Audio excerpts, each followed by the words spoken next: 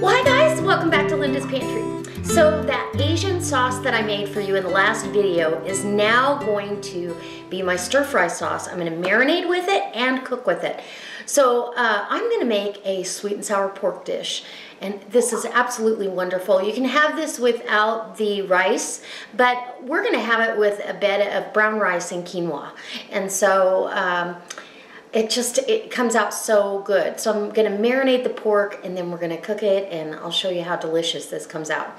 So if this inspires you, I hope it does. Hit the like button somewhere along the way, share this on your Facebook page. Go down in the About section below and check out all the links I've left for you. I've got my Wild Tree website as well as my Facebook page and some other links for you.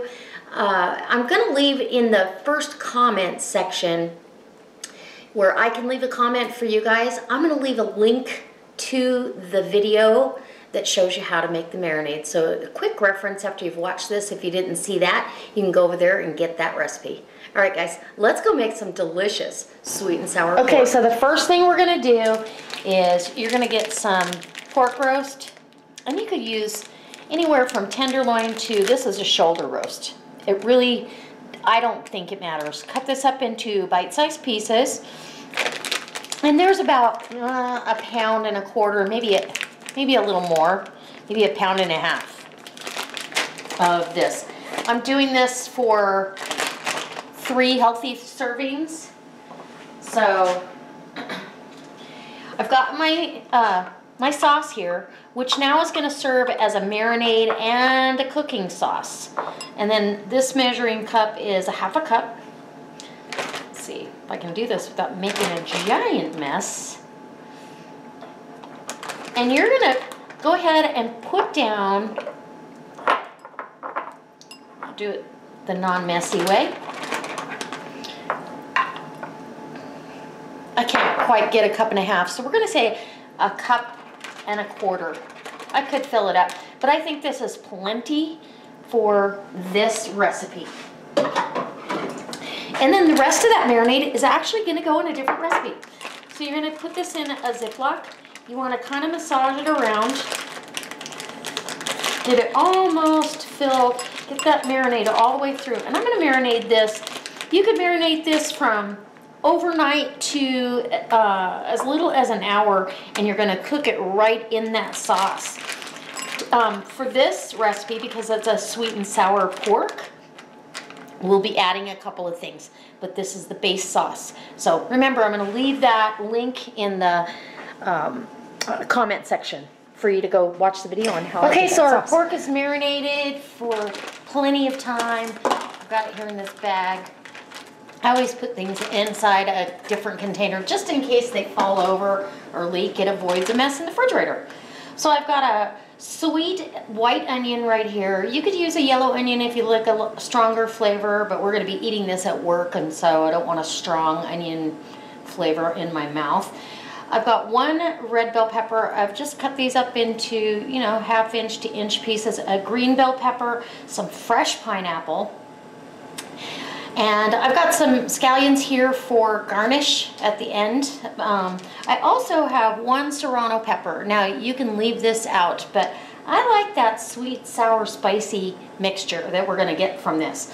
So it's not too hot. This pepper is actually pretty mild. I've seeded it and taken the ribs out. I've got some sesame oil heating up over here, just enough to cover the bottom of the pan. And we're gonna start our meat, because that's gonna take the longest. Like any other stir fry, there you go. And you want all the marinade in there as well. And this is on a medium-high heat.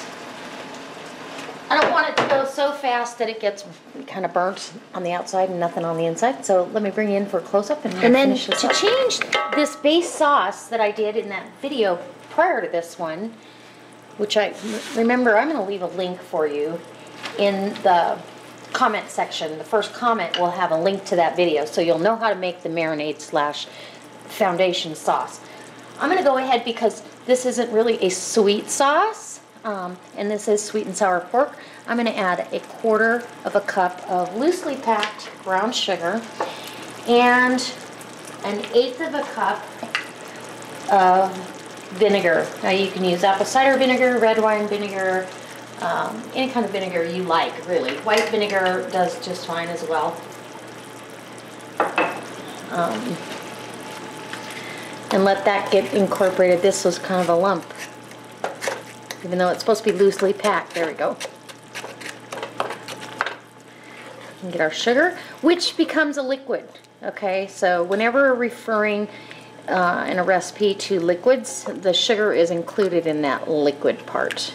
So we're going to get this to the point where I can start adding the rest of my stuff, and so this has been simmering away in this sauce, making its own sauce, if you will.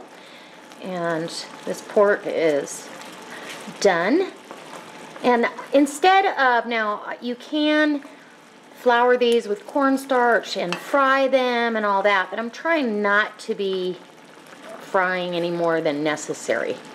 So now the sauce is actually starting to reduce a little bit. I may or may not add cornstarch to it, and I'm going to do that in a slurry method if I do. So I'm going to start adding my vegetables to this, and they just really, all I really want to do is heat this through really well. I want them to save some of that integrity and crunch, so they're going to be just heated through, basically. So I've got my pineapple and my vegetables, and look how pretty and colorful already. And my pepper is going in. It's going to be delicious. Okay. Give that a quick stir. It's going to come up to a boil, and that's going to heat those vegetables through. And I've got here, this is about, it was about 1.5 tablespoons of cornstarch mixed with cold water. So that will thicken it as soon as it boils. That's what activates that. And you get that nice sauce to go over your rice, or you could have this without rice. I do that quite often.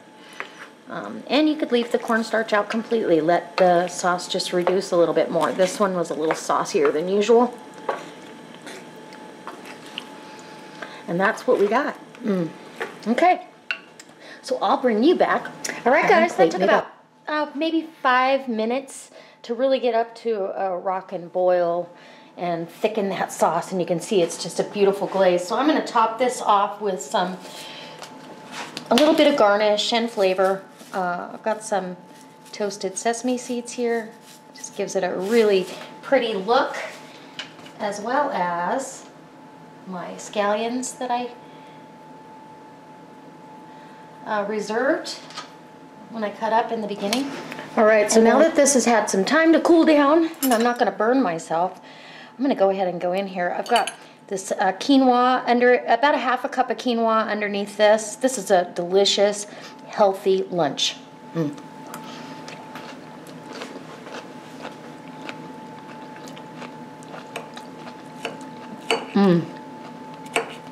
Crispy vegetables. Tender pork.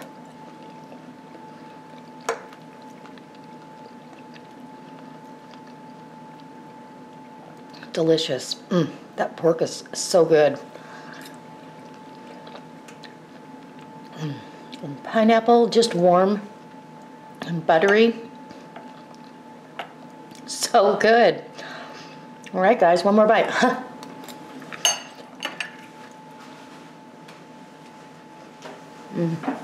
Yum. I hope this inspires you to make this dish. It's absolutely delicious. It's a really easy sweet and sour dish with that base foundation sauce I made for you. And you can pull that out of your hat. Sometimes I'll make that sauce if I know I'm going to do a couple Asian-inspired dishes within a week or so. I'll make the sauce on Sunday, and then if I'm doing this on Thursday, I can pull it out, you know, and marinate Wednesday night, or Thursday throw something else together, and it's already, that part of it's already done, so you can prep that ahead.